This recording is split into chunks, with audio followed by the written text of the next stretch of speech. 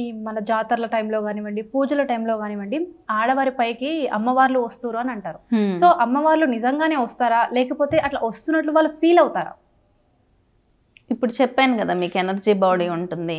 షట్చక్రాలు మూలాధారం, స్వాదిష్టానం, మణిపూరకం, అనాహతం, ఇలా షట్చక్రాలు ఉంటాయి ఎనర్జీ బాడీలో అని చెప్పాను కదా. దాన్ని మనం ఆరా అంటాం అన్నమాట. మన ఆరాకి ఎవరైనా చనిపోయిన వాళ్ళ ఆరా కరెక్ట్గా మ్యాచ్ అయ్యి కనెక్ట్ అయింది అనుకోండి, వాళ్ళ ఒక ఎనర్జీ వచ్చి కొన్ని సెకండ్ల పాటు క్యాపబిలిటీ లేని వాళ్ళు మీకు కనెక్ట్ అయితే ఏమవుతుంది, షేక్ అవుతారు. కరెంట్లో వేలు పెడితే ఏమవుతుంది, షివర్ అవుతుంది. ఎందుకు, మ్యాచ్ కావట్లా, మ్యాచ్ అవ్వట్లేదు, సరైన ప్రవాహం కాదు, అందులోనూ అక్కడ హై ఎనర్జీ ఉంది, మనం బేర్ చేయలేకపోతున్నాం కాబట్టి షేక్ అవుతాం. అవునా? అక్కడ ఏంటంటే లేడీస్కి ఏంటంటే ఎమోషనల్గా ఈజీగా కనెక్ట్ అవుతారు. జెంట్స్కి మైండ్లో ఆలోచనలు ఉంటాయి. లేడీస్ ఏంటంటే ఎమోషనల్గా ఉన్నప్పుడు దేనికైనా కనెక్ట్ అవ్వగలిగే శక్తి ఉంటుందన్నమాట. వాళ్ళ ఆరా ఇప్పుడు ఒక చోట జాతర జరుగుతుంది అనుకుందాం, విశ్వశక్తిని యూనివర్స్ నుంచి గ్రహించడానికి అక్కడ ప్రతిష్ఠ ఉంటుంది. షోడశోపచారాలతో అమ్మవారిని అక్కడ పెడతారు. యూనివర్స్కి కనెక్ట్ అయి ఉంటుంది.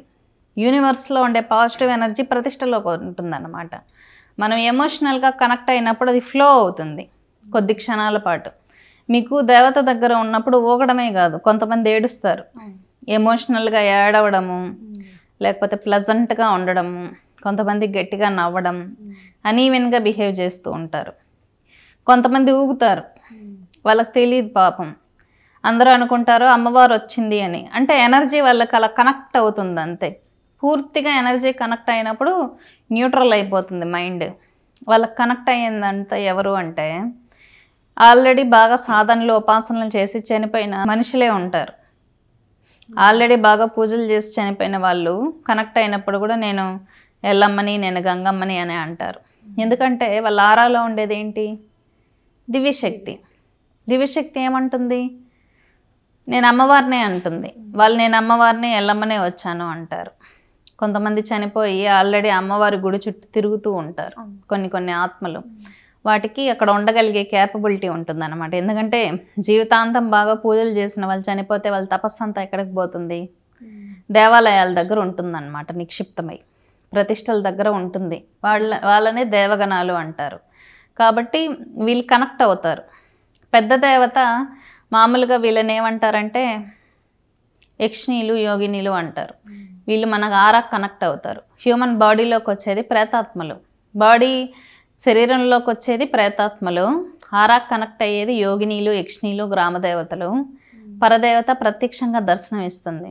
పెద్ద దేవత ఎవరి మెంటి మీదకి రాదు, వస్తే బ్లాస్ట్ అయిపోతుంది, ఇలాంటి సమాధి స్థితిలోకి వెళ్తాం అన్నమాట మనం. కాబట్టి ఏంటంటే దేవత పెద్ద పెద్ద దేవతలు రారు, దర్శనాలు ఇస్తారు. పెద్ద దేవతలు బయట నుంచి దర్శనాలు ఇస్తారు. కొన్ని క్షణాల పాటు ఎనర్జీ బాడీ దర్శనాలు. మీరు ఇప్పుడు లైట్ చూస్తున్నారు కదా, కెమెరా లైట్, ఆ లైటే ఒక ఫార్మేషన్ తీసుకొని డిఫరెంట్ కలర్స్తో మీరు వెంకటేశ్వర స్వామిని పిలిస్తే వెంకటేశ్వర స్వామిగా దర్శనం ఇస్తారు. ఆంజనేయ స్వామిని పిలిస్తే ఆంజనేయ స్వామి రూపం తీసుకుంటారు. లేదు దుర్గా అమ్మవారి మంత్రం చేస్తే దుర్గా అమ్మవారిలా కనపడుతుంది. ఎనర్జీ న్యూట్రల్గా రౌండ్గానే ఉంటుంది. కాకపోతే మనం మంత్రంతో పిలుస్తాం కాబట్టి ఆ షేప్ తీసుకొని మనకు దర్శనాలు ఇస్తుంది.